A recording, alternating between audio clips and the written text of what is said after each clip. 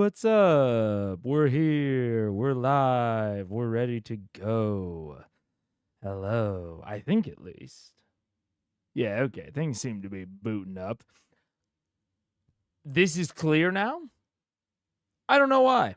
I apparently I'm not allowed any control over it. The way in which I had it with a background before is just not working anymore. So I just tried it again. No effect. So I'm sorry that's like that. That is unfortunately just how it is going to be. I'll try to put a background behind it for the future. Maybe like put it in an area of my wall that it's easier to read. But that's what it is. Also, if you didn't see the video yesterday, made a small announcement about Fantasy High. I would check that out. And welcome to Analyzing Umbra, episode 6. We're talking about Age of Umbra today, specifically the 6th episode, which came out last week.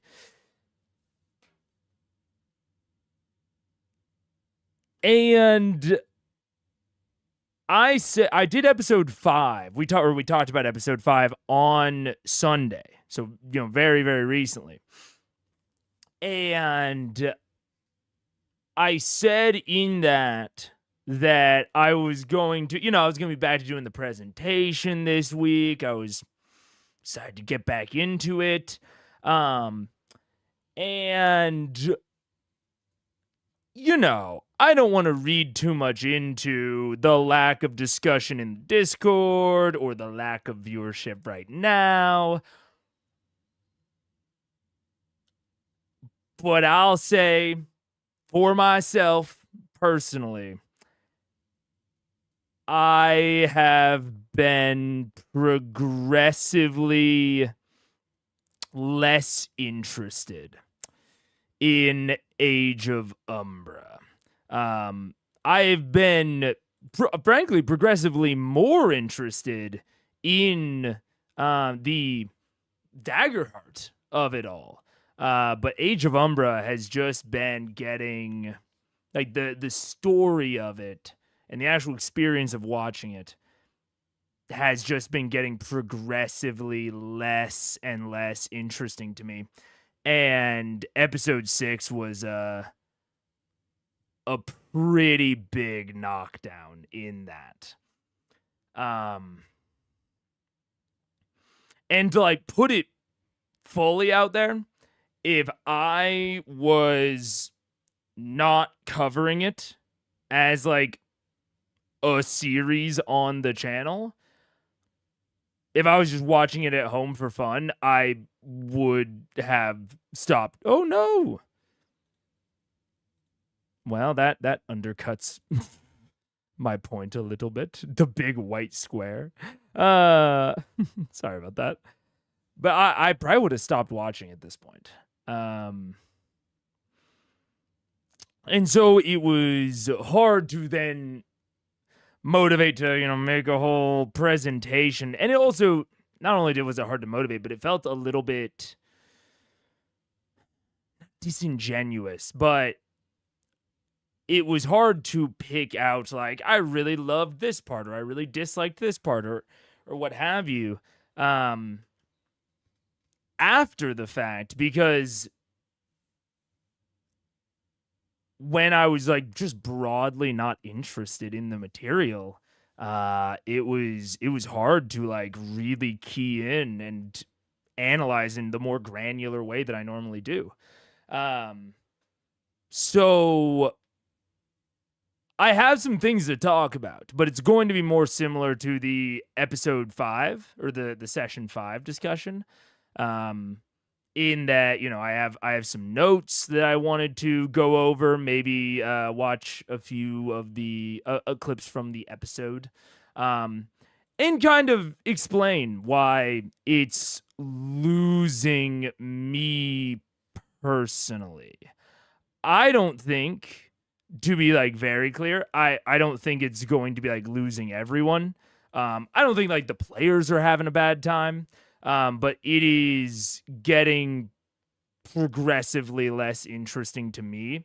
And I think it would be getting progressively less interesting to me if I was a player at the table. Now, again, that's not to say that that is the case for the players at their table. That is me putting myself in those shoes, and thinking about how I would feel. It's not their best series. Not sure the concept really works for an 8 episodes. Could have been shorter. So that's one of the things that I want to talk about is how the story concept and the series concept are kind of matching up. Because I've talked a lot about TTRPGs as a storytelling medium, separately from actual plays as a storytelling medium, separately from things like or books or movies or what have you. I think there are types of stories or certain implementations of stories that work to varying degrees or just have more like natural affinity in certain mediums compared to others. And I do think that might be one of the things that's at least partially going on here. What up, Amarok? Hello. I think I was really excited, and I don't know if it was the week break or the large amount of combat, but I've started to fall off. Yeah, I definitely can't speak to why anyone else is falling off, but I felt that it was only right, honestly, for me to explain why I'm starting to fall off. And like again, I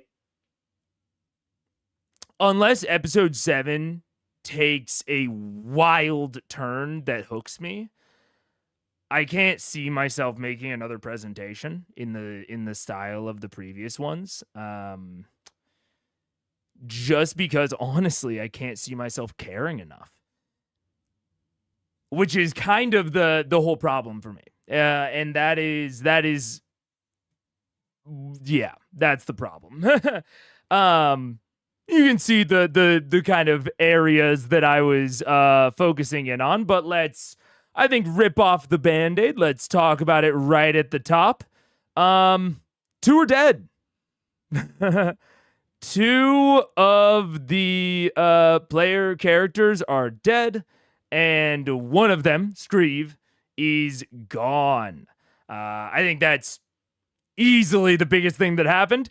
If you want to know what you need to know for the next session, I'm going to be real with you. It's pretty much nothing, except for the fact that August died, Adelia died, and Screeve left the party after Adelia's death. Beyond that, they got closer to the blind repose, or to the barrow. And the fact that I don't have much plot to convey to you is kind of part of the problem to me. And I kind of said it right here. This isn't like a full encapsulation of my feelings. And this is before August even died. It was just right after Adelia died. And I said, it's not bad. It's what they signed up for, the deadliness. But it definitely reinforces to me that this sort of hyper deadly style, where any given combat might just kill them regardless of if they've made any sort of like legitimate mistakes. That tone, when paired with serious tone, is not for me. And I want to make that clear. It's not that I have a problem with like the hyper violent or the hyper deadly. But it is that paired with very like serious and intimate that really don't work together. They kind of butt against each other a little bit for me. Because when things are serious, or no, sorry, let me start that from the other side. When things are very like hyper deadly, I think that does a really good job of bringing an amount of, I don't want to say realism into it, but I think it grounds a game in a certain way. Because real life is hyper deadly. Like, I talk sometimes about how a D&D character should make 3 mistakes before they die in most games. Because we are telling a story. And we are telling stories about exceptional individuals. And the way that D&D is kind of structured, I think, lends itself best towards, I mean, in general, heroic fantasy, I think, lends itself more towards those exceptional individuals doing all these exceptional things and kind of defying the normal odds to make the best story in a way. But that is not necessarily, the exact tone you might want to strike at your table. I think that hyper deadly, where you don't have that kind of barrier towards when death could happen. Death could be around any corner. Like I said, I think that can ground the story. I think in a lot of ways it can make the world feel more real. And if you really care about things in the world, I think that can be a big increase in investment. If the world feels incredibly deadly and you are invested and you care about things in the world and you know how threatening everything is around it, it makes any sort of like protection that much more valuable in a sense. So, like, I think it could absolutely make sense for a setting like Age of Umbra. Like, I don't think that those are totally divorced. But that then goes with, I either think that for that hyperdeath, you need to take everything a little bit less seriously. I think it could go for more of like a fun beer and chips, or maybe more of like a slapstick comedic sort of game.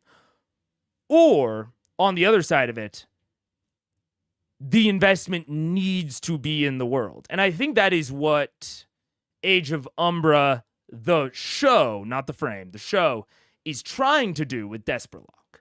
And you kind of heard it with the deaths of August and Adelia, is them sort of tying it back to Desperlock and the people that they're protecting and all of this.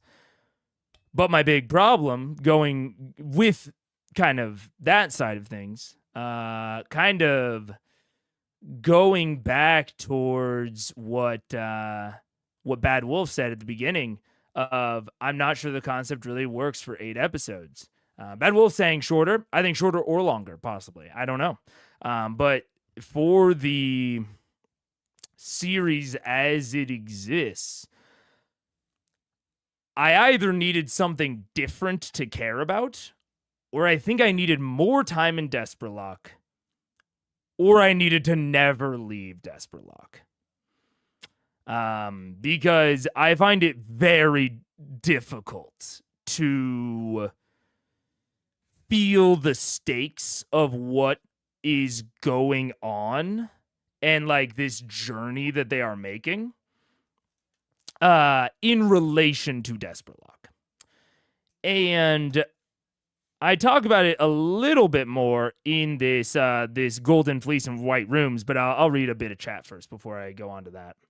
I actually did not pay attention. Last episode was playing in the background. This one was all right, but I'm mostly here for CR for the crew. I get that. Yeah. I could see Scream coming back in a a villainous archetype aspect. Yeah. Do you think if she had blazed, it might feel better? It was her first instinct. No. I think it's kind of separate from all of my feelings on everything are kind of separate from the individual deaths or events. It's like these broad patterns that are starting to emerge. My favorite, like the only one that really felt real to me were Screeves. Screeve was the only one that I actually found like me believing the investment. And I think that's because, like I said, he's given me motivations and like things to care about in relation to his actions, totally separate from Desperlock. It's him and Adelia. And that makes a lot more sense, I think. I think everything about Screeve and Adelia frankly makes more sense than the other enduring.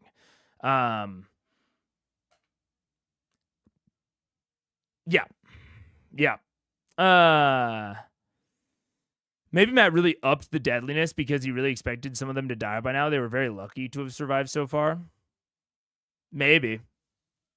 I don't know that would change anything about my opinion here, really. And honestly, I don't know that Matt really has upped the deadliness all that much. I think they just kind of stopped getting lucky, kind of like you said. I mean, they've made several of the risky rolls. They've made a lot of them, and they didn't make that many more in this combat. It's not like they went down a whole bunch more during this combat than they have before.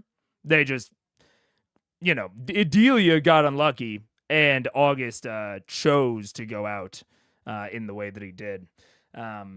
So I don't know. I honestly don't even know if he did up the deadliness or not.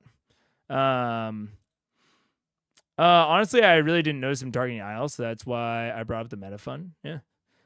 We really should have searched the temple for a branch. Well, and that's yeah. I'll get into the Golden Fleece now. So okay. Speaking of the temple, oh god, the chat looks awful with all of the words in the back. Wait. Let me see if I can fix that. If I put that there. And then that, like that. That's better. Okay. So, I think that Age of Umbra, for me, has really changed storytelling genres since we started. And I'm going to use the storytelling genres in the vein of a book known as called Save the Cat. If you are interested at all in storytelling, I think Save the Cat is really great. And I would highly recommend reading it. There are several other Save the Cat books. There's Save the Cat Writes a Novel. There's Save the Cat Goes to the Movies. And the first one is about screenwriting. But I think that it has so many, just so many storytelling principles that are applicable well outside of movies. So I do not think that you need to want to write movies in order to do that, or in order to read Save the Cat and enjoy it. But the thing that I wanted to point out is the genre of Age of Umbra, and again, how I think it has kind of changed.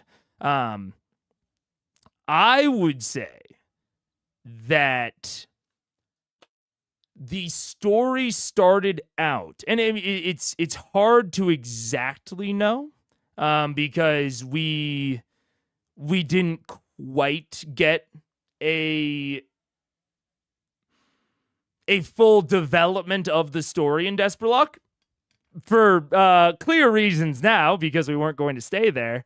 But I think it was probably the closest to what is called out of the bottle, or what Blake Snyder calls out of the bottle. And this is, and again, we're not going to fit here. But it's a wish fulfillment tale. An ordinary hero's life is changed by magic that either bestows a wish or power or inflicts them with a curse. Whichever way, this magic changes the hero's life and makes things difficult. The magic is resolved in the end, but the lesson, the moral of the tale, resonates with the hero and the audience forever. A wish is asked, a spell, and a lesson. This is absolutely what I thought we were prepping to get. Especially when it comes to Idol's story, but also possibly Brixton. Arguably, this was Velk's story. Like, arguably, Velk was an out-of-the-bottle story. He just didn't learn the lesson and ended up perishing. But there was no, it's not always obvious what the genre is until you see the entire story. But I can be fairly confident that before episode 3, it was not a Golden Fleece tale. But now it really is. And Golden Fleece is one of the more identifiable genres. But it's also very easy to remember. Golden Fleece is a road story. Think planes, trains, and automobiles. The classic tale of the Golden Fleece. The whole thing is about the road. The mission has a definable road, and there should be a prize or a finish line that the audience can track. In this case, it's getting to the Barrow of Blind Repose and getting the Sacred Branch. But Golden Fleeces are always about something internal. A hero goes on the road in search of one thing and winds up discovering something else themselves. I would say we are now firmly in a Golden Fleece story. The problem is that I am not learning really anything about the heroes. That's a lot of my issue right now, is that I am really not feeling anything about how the heroes are learning or changing. They are sacrificing along the way, but I never got any indication that they wouldn't sacrifice, right? The point of a road story is not getting to the end. It is, what do you experience along the way that makes you different by the end. And there's this chapter's a little bit mixed. I'm also talking about White Rooms. It was hard for me to separate them, but I mostly talk about it right here. This works in with the PC's death. Characters can absolutely die during road stories, of course, but they are almost always secondary or tertiary deaths to the main character, since the point of a road story is character growth. Matt is doing the best he can. Like, I want to give it to Matt. He's doing the best he can to tie things back to Desperlock. But at this point, we've been walking for more time than we spent there. If we had spent more time there, maybe become more invested, and then these deaths happened in, like, a battle, like I imagine a horde, assaulting the slag wall and them doing this great battle to protect Desperlock, and August gives himself valiantly for the protection of Desperlock in a very head-on way. I think that would have resonated a lot more with me. But as I said here, it just kind of feels random at this point. And, I do say that negatively. I don't blame Matt or the players. It just doesn't really gel with the serious tone. This hyper deadly tone with very serious character interactions, but it's set against arbitrary stakes. It's hard for me to invest when August talks about sacrificing for Desperlock when I haven't really gotten to see him interact in Desperlock because they've just been walking for the majority of the time. He's dying for a cause that I haven't really been able to emotionally grasp. And again, maybe they can. Like the players at the table, I fully believe, are more invested in everything that's happening than I am. But I can tell you that I am not. Yeah. It's, I don't know. It's tough. Let me quote Matt from the cooldown. This is not standard Daggerheart where you build encounters and have a number of points, and it's based on how many players are in the party, 3x player count plus 2. So I have like 23 points that I spend on how many creatures I want to do, and if I have a handful of creatures, I spend the points on upping their damage and so on. You mean in terms of like the deadliness? I mean, to be clear, I fully agree that it is hyper deadly. I'm saying I think it's been pretty deadly the entire campaign. I do think that they are accomplishing the feel of like hyper violence and all of that very well. I'm just having a lot of trouble gelling that hyper violence with the road story, like with the Golden Fleece. That's the part that I'm having a lot of trouble, like really grabbing onto, if that makes sense. Because it just all feels arbitrary is the wrong word, but it just is really hard for me to invest in. Agree with Megan on August death, and yeah, during the cooldown they were very excited. I can imagine, like, because I think, and this is a compliment to the collaborative nature of Daggerheart and the Daggerheart like locational development, but I think that the players probably all care about Desperlock far more than we do. Because not only did they collaboratively create it as a group, but they also created some of the people that are there. So the players in this case are going to, I think, be broadly more interested than, or invested, I should say, than an audience. I think there's still a grain of salt or like an asterisk that you should put on that, in that I think that sort of out of story investment can only go so far, if that makes sense. I think it's a good representation of like kind of developing care before the story starts, if that makes sense. Like it's a good way of getting the players in a what would they be invested in from their background sort of mindset. I think it's very good for closing that gap, but I think that gap can only go so far. And then there's kind of two things that go together a little bit, because I was thinking a lot during this about, is this a Daggerheart thing? Is this just a Matt thing? Is this the tones that are being chosen sort of stuff? And I have some thoughts. I would take my thoughts with a grain of salt. They're very personally biased and oriented. But I have some thoughts on like what might be leading me kind of down this track, and them, you know.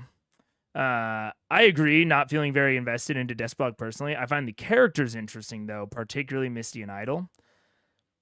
I do too. I think that's maybe one of my kind of other problems, is that, and why maybe the hyper violence doesn't quite fit with it for me, is because I think a road story is great for character focus and for interesting characters. It's honestly why I think that Screeve and Adelia's involvement didn't feel that out of place. Because, like, if we actually step back and take a think on it, like, it's very random and kind of weird that that Screeve and Adelia are just like hopping on the journey to save Desperlock. Like, they don't give a shit about Desperlock. They don't give two fucks about Desperlock. But I think it's a testament towards what a road story, what a journey like this is really about.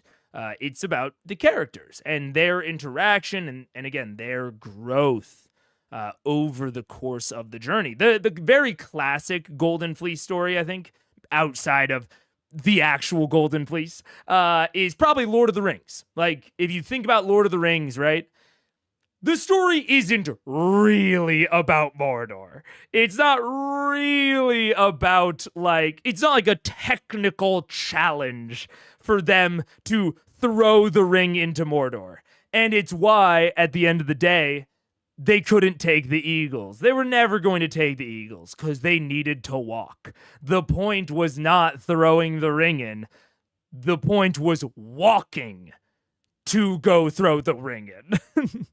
And the way that Baggins and Sam and everyone changes over the course of that. And so I think when you have these really interesting characters, a road story is a perfect conceit to put them in. If I had to pitch a slight change for how I would have changed this, I wouldn't make it to where Desperlock lost their pyre. I would have made it to where all of the party got, like, infected with, like, an umbral plague, and Truvo, or what, I don't remember what his name, the Galapa in Desperlock, told them that, like, oh, you have a certain amount of days to live or something. You know, the Umbra is slowly going to eat you from the inside out, much like it did to, what's his face, to Velk. But, you know, I don't think there's a cure, but if there is any sort of cure, it would be a sacred branch, or it would be this totally separate thing that's in the Barrow of Blind Repose, we think. And so now they are going to the Barrow. They're already consigned for death. They have this umbral plague inside of them. So now the hyperviolence is kind of fine. They're going to die anyways. They're consigned. And it can just be about the journey to the Barrow to cure themselves. So now, if someone gives their life, like August did, it is now not like, oh, for Desperlock. It's now he can look at Brixton and say, you deserve to be cured, not me. Like, I can stop here. I will die in peace knowing that I got you one step closer towards a chance at life. And any sort of connections that they make with Screeve and Adelia. I mean, Screeve and Adelia could also be infected for some totally separate reason. Maybe that's like the connection that the party makes to them is that they see that they have been infected in some sort of way. That would take some massaging. I don't know exactly how things would need to change, but that could be an easy excuse for them to travel together. Easier than what we actually got. And again, it all focuses it back on the characters and not this kind of far off location. And if we even want to make Desperlock still a substantial part of their motivations, Desperlock could exile them and say, you can't come back until you're cured. Give them some very obvious, like, mark of the plague, like, on their chests that they maybe have to hide when they go into any given settlement. But that Desperlock knows about, so if they tried to go back to Desperlock, they would check their chest or whatever. And so now there is still a motivation related to Desperlock, but it is not the safety of Desperlock. It is, we love Desperlock. Us, the characters, love Desperlock so much. Watch us try to cure ourselves, at least in part, so that we can continue to exist within Desperlock, this place that we, the characters, love. And there's still that amount of it with their needing to save Desperlock, but I think that it falls a little bit more flat. It's less self-oriented. It is more like we need to save Desperlock because of the people there, not I want to get back into Desperlock because I love it so much. I don't know if the distinction between the two is coming off, but I do see them as very distinct. And I think that broadly would focus all of the plot kind of in on the characters and would have been better to me. Not sure how much backstory the characters have, but Ashley did confirm she knows what the vision is about, so there are things the players' characters know that were not shown to us. Yeah. Loader is very much about the Shire, too. I mean, I guess that's your point. We care about the Shire, and Desperlock ain't the Shire. I mean, at least to an extent, it's... I honestly wouldn't say that that Lord of the Rings is about the Shire. It is about the character's, like, relationship to the Shire, if that makes sense. And the Shire's, like, representation of the idyllic world. Like, the elves in Lord of the Rings are, I think, supposed to be presented a little bit foolishly in that they are just running away. They are abandoning their home, their equivalent of the Shire. And that is, like, a reflection on them, not really a reflection on, like, oh, this place isn't as cool as the Shire. if that makes any sense. So I think that insofar as Lord of the Rings is about the Shire, I think it's about the fact that the main characters are from there, if that makes sense. Like, that is their hometown. So, but I yeah. Oh. The biggest thing that came from Umbra so far is it made me watch Delicious in Dungeon. Delicious in Dungeon is incredible. Yeah. Oh, man. And we totally had this set up for that with Erin, and it wouldn't have felt like she was the only one to open the box. Yep. In terms of the Umbra Plague, yep, I agree. Yeah. This may be controversial, but I think trying to think about what else a story could have been is often counterproductive to actually engaging with a story. I agree. That is, honestly, that is why I have, up until this point, I've been trying to figure out what the story is. So, like, if we think about, like, episode 3 and a lot of the discussions that we had around episode 3, it was a lot of, I thought the story was going this way, and the story has taken, like, a hard left turn, and I don't know what's going on now. And at the time, I was like, I can't make any predictions because I don't know what's going on. I'm along for the ride. The first 2 episodes were great, blah, blah, blah, blah. And I think, like, episodes 4 and 5, I've just kind of been treading water, somewhat waiting for the story to start. And I don't think it really has.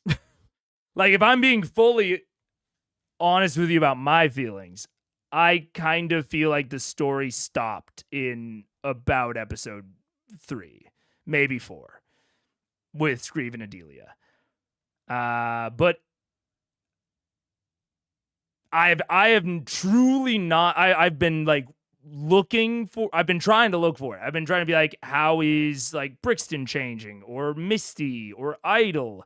how are any of them progressing? You know, am I able to like detect any sort of arc and, you know, be like rooting for them to progress in kind of a certain way? And I'm just not seeing anything. So I agree with you in that, like, if there is a story, thinking about alternative universes and like what it could have been can absolutely be counterproductive to engaging with it and enjoying it. I'm saying I've been trying and I'm at the point that I'm kind of failing to enjoy it on its own terms, you know? But this is dangerously close to your fun is wrong. Like my fun in terms of you know, imagining what else the story could have been. No, I think it is close to your fun is wrong, but I don't think it is. I think your point is correct in that it is often counterproductive. I do agree. I can see when it's useful when you're thinking about playing your own campaign. That is true. That is true. I think it's an inverted bell curve almost. Going what if early on often means you're disconnected. Doing it later on usually means you're super connected. That's not an inverted bell curve. Ignore that part. It's just a normal bell curve. Yeah. It's a big depending, but I agree with the general sentiment that oftentimes people can get too caught up in the what if, and they start to look more poorly on the actual product because it's just not what they are imagining in their what if. I think that it's a reasonable point. Yeah. The minute anyone says bell curve, I disconnect. Math. Story itself hasn't progressed. We've just been hanging out. Yeah. That's what the real struggle here is for me, and that's why, you know, my going what did that. We could not find your stream. Oh no! Did I start a new one? Oh my god! So that's when the emotional stakes were very high. Am I back? I honestly can't tell if I'm actually back. Oh, I am. I can see it. Okay. Yeah, sorry about that. Yeah, you can see that my camera is also fucked up. It's like way zoomed out because we had our entire power went out. Let me zoom that in a little bit to where it's supposed to be. Oh my god, and the saturation's all weird. Oy. 1 second, gotta unset the exposure. There we go. You're back on the same one for me. Okay, sick. I was trying to get back quickly enough that that the broadcast wouldn't shut itself down. Yeah, we're having a thunderstorm at the moment. So if the power internet goes out again, I will probably just call it there.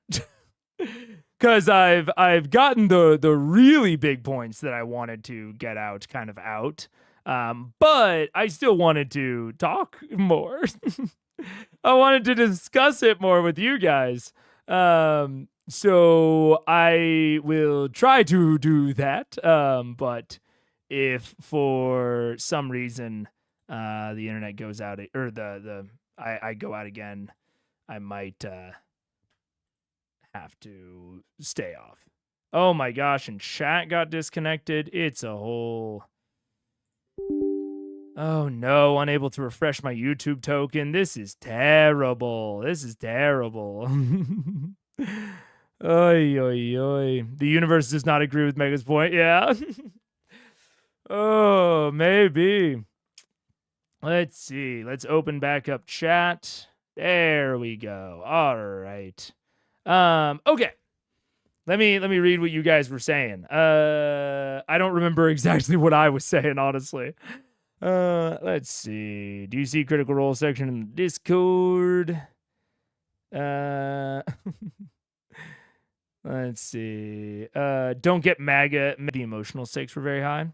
I wish I knew Crown of Candy so that I could agree or disagree. Must be a sign for the aquatic ape theory. Shush. Let's see. Okay, we're back. Yeah, gosh, I don't remember exactly what I was saying. About the inverted bell.